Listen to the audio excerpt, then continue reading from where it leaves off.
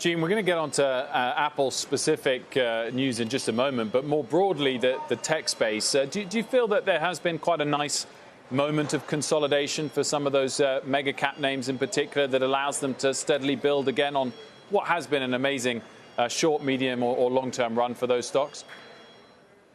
That's my sense, too. And don't be fooled by, I think, the lack of what will be some kind of subtle announcements. There's nothing really big fireworks from a product standpoint this summer from big tech, but there has been consolidation, and the fundamentals of these, some of the largest ones, I think about Apple and Amazon in a good category there. The fundamentals, our dependence on these are going to continue to inch forward. The next event, obviously, will be the June report. But I think that this has been healthy, what's happened with the market more recently.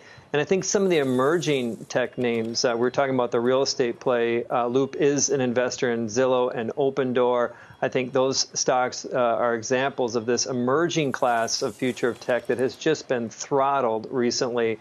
And I see an opportunity for those to start to regain some footing along with the more important big tech companies like Apple in the future.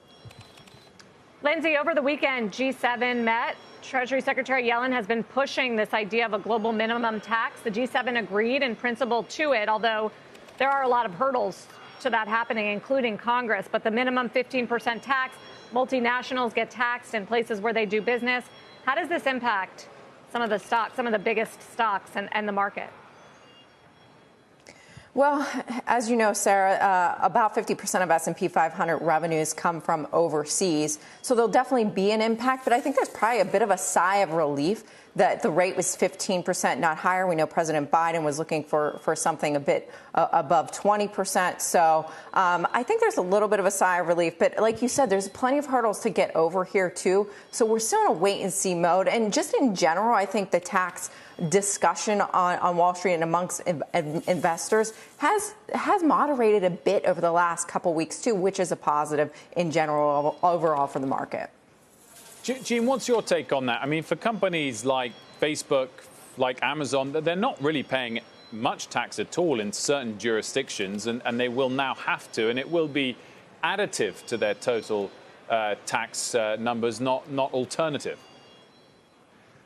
Correct. And I think of the market as obviously this great factoring in method of what's going to happen in the next 6 to 12 months.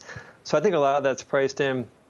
You think about companies that maybe have more risk related to corporate tax. You could say if there's something about repatriation, taking the conversation a little bit of an overseas direction here. But I think that that's something to consider. It doesn't change the long-term fundamentals of these businesses. So just to maybe put it most simply is that I think part of this consolidation period that we're talking about earlier in tech was investors just getting their heads kind of oriented to what this new future, what the new tax structures are going to look like.